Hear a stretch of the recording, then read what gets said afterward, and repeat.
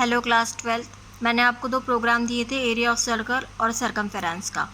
तो बहुत से लोगों ने किया भी है, लेकिन कुछ को डाउट भी थे, तो मैं उसको क्लियर कर रही हूँ।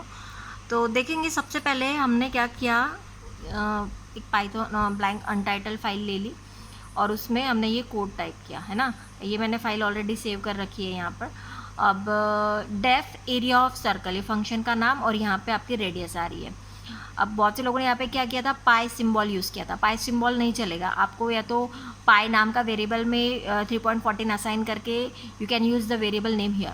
बट मैंने यहाँ पे क्या किया, डायरेक्टली वैल्यू डिफाइन किया, एक्सप्रेशन दे दिया है 3.14 multiply R and multiply R, और इसको एरिया नाम के वेरिएबल में स्टोर किया। अब मैंने क्या किया, रिटर्न स्टेटमेंट दिया फंक्शन के अंदर। अब रिटर्न कर रहा है मतलब क्या, ये जो वैल्यू एरिया में जो स्टोर है वो आपकी रिटर्न हो रही है। रिटर्न होके कहाँ जा रही है, इसी फंक्शन पर आ रही है ना।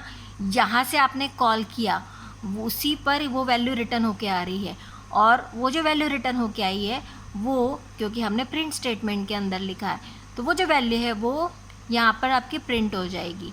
ठीक है, चलिए हम रन करके देखते हैं इसको।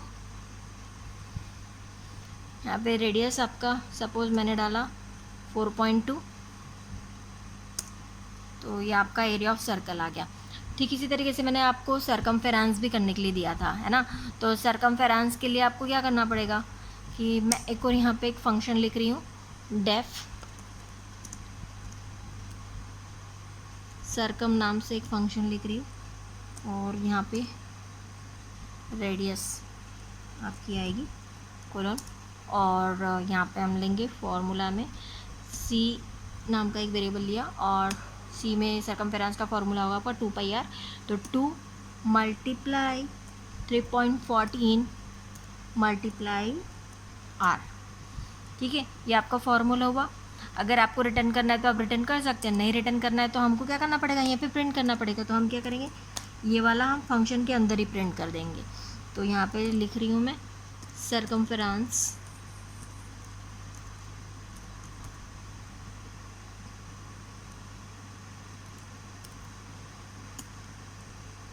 सी नाम के वेरिएबल में। ठीक है, उसके बाद आपका ये मेन है। अब मेन से सरकमफेरेंस फंक्शन को कॉल भी तो करना होगा। बहुत से लोगों ने क्या किया था, फंक्शन डिफाइन कर दिया था लेकिन फंक्शन को कॉल ही नहीं किया था।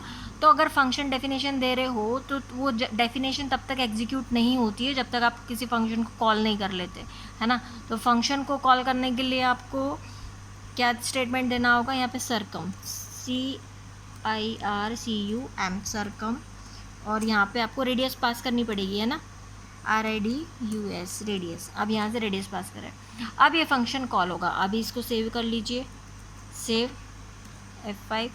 अभी रेडियस एक्सेप्ट कर रहा है, सपोज हमने दोनों के लिए सेम ही रेडियस ली है, सरकमफेरेंस और एरिया ऑफ सर्कल के लिए। तो ये देखिए सरकमफेरेंस भी आपका आ गया और एरिया ऑफ सर्कल भी कैलकुलेट होके आ गया। तो समझ में आया होगा अभी आपके। आप ऐसे ही आगे भी ट्राई करिएगा।